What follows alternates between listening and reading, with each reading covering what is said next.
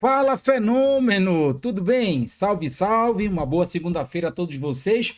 Vamos lá, né? Falar do Clube do Remo, campeão da Supercopa Grão-Pará. Remo estreou ganhando a temporada 2026, desvirada, no sufoco.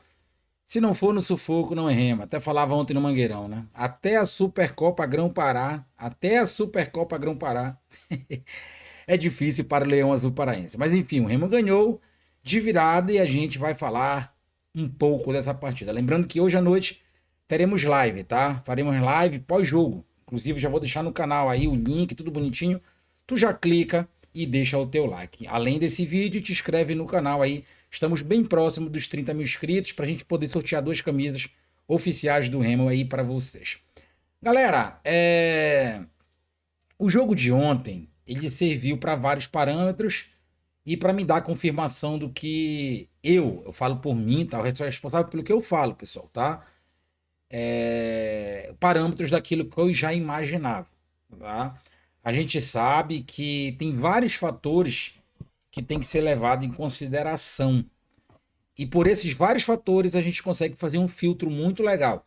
Eu vou explicar bem direitinho esse vídeo, vocês interpretem da maneira correta, pelo amor de Deus, tá? Mas na live hoje eu vou explicar muito mais, inclusive com mesa tática e tudo isso que ocorreu no jogo de ontem, já fazendo a perspectiva, não é para o jogo contra o Bragantino, já é para o jogo contra o Vitória, né? Daqui a 8 dias o Remo começa a sua missão, né, na Série A do Campeonato Brasileiro. Vamos lá.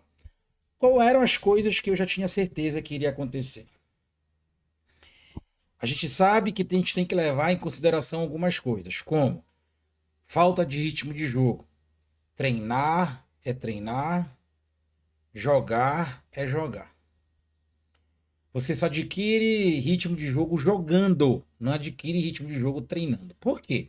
Quando você treina, você sabe o que o seu companheiro vai fazer. Tu não vai machucar o teu companheiro ali, é um colega de profissão que está no mesmo time defendendo o mesmo prato de comida do que tu. Então, tem algumas coisas que no treino tu não faz o que tu faz no jogo. Então, automaticamente, né, tu só vai pegar esse ritmo de jogo no próprio jogo. E isso ontem se iniciou. Preparação física. Os jogadores do Remo ontem estavam travados. E isso é totalmente normal. Tá? Isso é início de temporada. O time já só começa a dar aquela famosa liga, como falam, a soltar as pernas depois da quarta, quinta, sexta partida. Isso também é normal com o Remo e qualquer clube de futebol. É um processo. E o Remo começou esse processo ontem. E isso a gente tem que levar em consideração. Outra coisa, entrosamento. O entrosamento ele só vem com jogo, com ritmo de jogo. E isso só vem ao longo da temporada também. 4, 5, 6 partidas. Depende muito do feeling de cada jogador. Então isso a gente leva em consideração.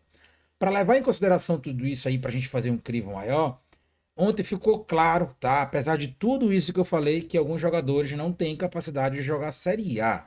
E muitos vão dizer, é início de temporada, depois de tudo isso que tu falou, sim. Até porque o crivo é Série A, o nível é diferente. Apesar de tudo isso que eu falei, a gente conseguiu ontem perceber que tem jogadores que conseguem jogar Série A. Vou dar um exemplo. O Pikachu, quando entrou no segundo tempo, ele mudou o ritmo da partida, ele mudou a forma do time jogar. Pronto. É uma base que a gente tem de nível. O Pikachu está atuando em Série A aí há praticamente 8, 9 anos. Vasco e Fortaleza falam por si só. Um outro exemplo que ficou claro em qualidade, o Zé Ricardo, muito bom volante, me agradou bastante. Isso porque ele está fora de ritmo, de jogo, ele ainda está desentrosado com a equipe, o que é altamente normal e não dá para se criticar isso aí. Tá? Então, são jogadores que a gente vê que tem capacidade de atuar em um clube do Remo de Série A. Nossa preocupação aqui é Série A. Tá? João Lucas, a torcida do Grêmio diz que ele é um dos piores jogadores da história do Grêmio. A torcida do Juventude já gosta dele.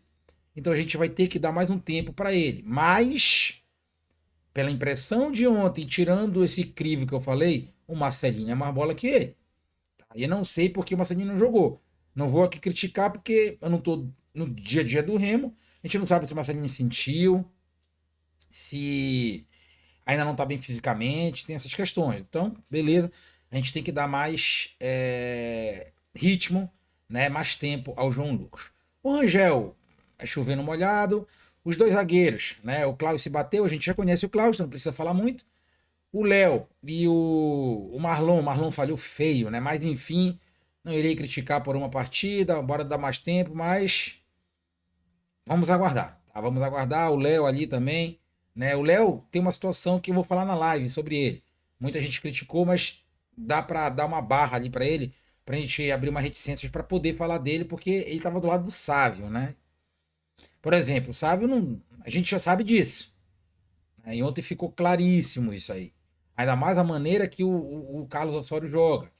Então, ou o Remo recupera o Jorge, ou o Remo tem que ir no mercado urgente para trazer um lateral esquerdo, tá, galera?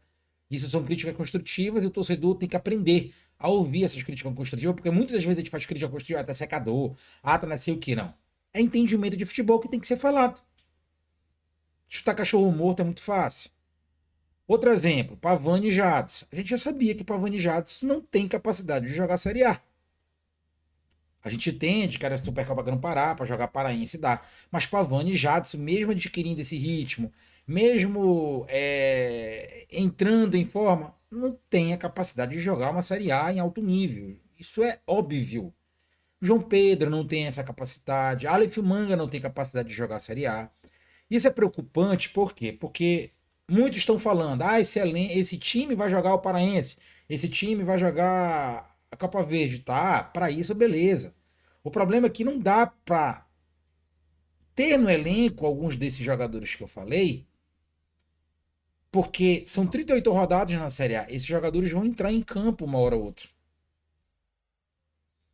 Alguns jogadores vão se contundir, outros vão levar cartão, vão ficar suspensos. No decorrer de um jogo, 45, 60, 70 minutos eles vão entrar. E o nível é muito alto da Série A. Esses jogadores não vão se garantir. Eu vou dar o maior exemplo de todos, que muita gente sustentou. E eu não acredito que ainda sustente. Esse sustento é amor por macho. O Panagiotis não tem as mínimas condições de jogar Campeonato Brasileiro de Série A. O Panagiotis é um jogador em fim de carreira, tecnicamente limitadíssimo para jogar a Série A. Ficou claro isso ano passado. Série A exige um camisa 10, exige um cara, mesmo que não seja aquele clássico, mas um cara que se movimenta em campo, né? Um cara que chama a responsabilidade, um cara que não se esconde. O Panagiotis, quando o zagueiro ou o volante está com a bola, o que ele faz? Ele se esconde atrás dos volantes, não dando opção para o time sair. E os times do Carlos Osório, quem é São Paulino sabe, eu não sou, mas eu amo futebol e assisto, é um centroavante na área que sabe fazer gol e um cara no meio campo que distribui a bola para pegar as bolas do zagueiro e dos volantes, porque o time do Carlos Osório ficou claro ontem. Eles saem para o jogo. Eles atacam com 7. Eu já havia falado isso naquela live lá de dezembro, quando o Remo contratou o Carlos Osório. Então, o Remo precisa ir no mercado urgentemente arranjar um camisa 10. Não precisa ser um cara clássico, que hoje em dia no futebol tá meio difícil. Mas um cara de mobilidade, que tenha qualidade, que pense rápido. O Panagiotti não pensa rápido. Infelizmente, já jogou na Europa, já jogou, já jogou. Hoje em dia não joga. O Panagiotti não tem condições de jogar Série A. Para compor um elenco aí para uma Copa do Brasil, uma Série A, terceira opção, tá, até vai. Olha, com muito esforço.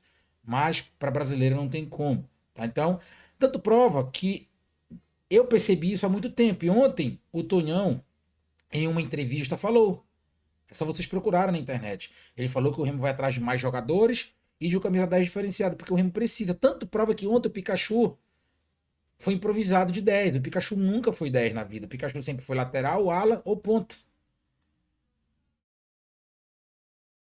E sempre foi um cara artilheiro. Ontem fez gol.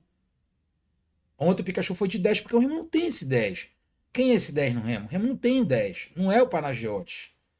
Não é o Dodô. E isso é uma crítica construtiva que o próprio presidente do Remo ontem reconheceu. E o Remo precisa de um camisa 10. O 9 já chegou em Belém, o artilheiro lá do Campeonato Equatoriano, porque não dá para jogar com o João Pedro.